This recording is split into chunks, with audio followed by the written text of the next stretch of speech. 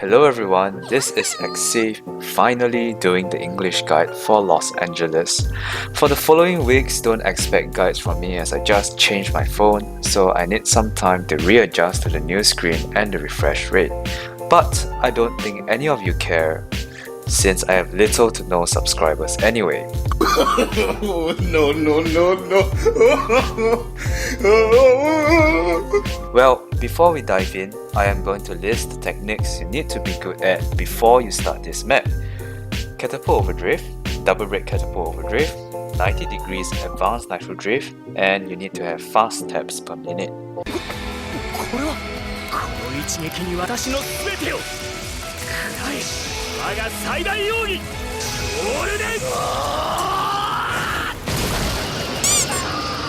If you don't have any of these techniques well practiced, it's okay. It's fine.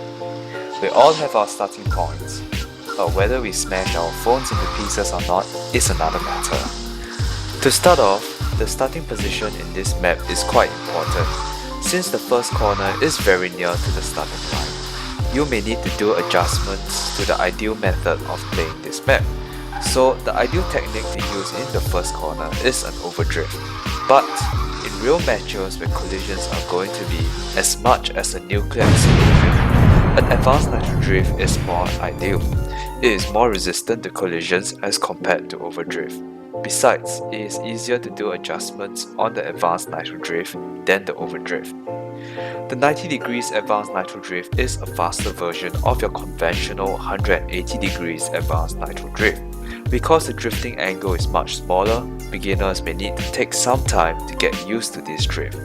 But trust me, this technique is very useful. It can replace most of your overdrifts in many situations where there is a ton of people colliding to you. Use a WCW boost here and a drag drift while ensuring that you get the best angle to enter your next corner. The best angle to enter this corner is when your car starts to steer towards the left at the highest elevation of this little curb over here.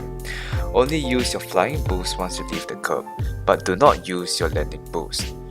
Use a catapult overdrift when you land.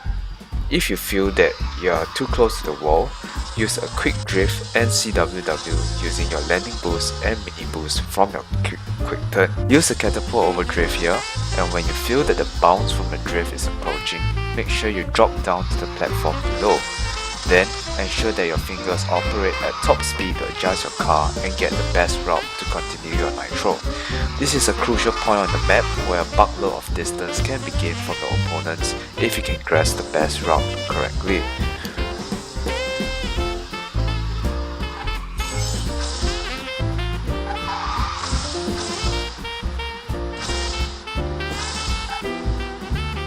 This is the most freaking important corner of the map. You can use either a catapult overdrift or a double brake catapult overdrift. If you plan on using the catapult overdrift, start drifting at the lamppost. For double brake catapult overdrift, start drifting when you are at the red and white strips at the wall on the right.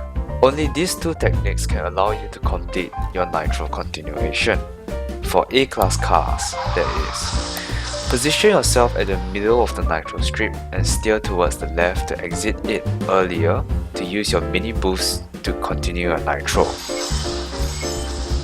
This corner is an overtaking corner. If your opponent is in front of you, try to drift as close as you can to the wall, and the butt of your car will collide to the head of his car, which will knock him off course.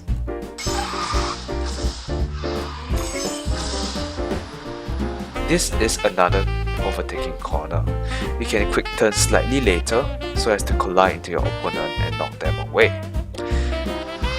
Continue your nitro here all the way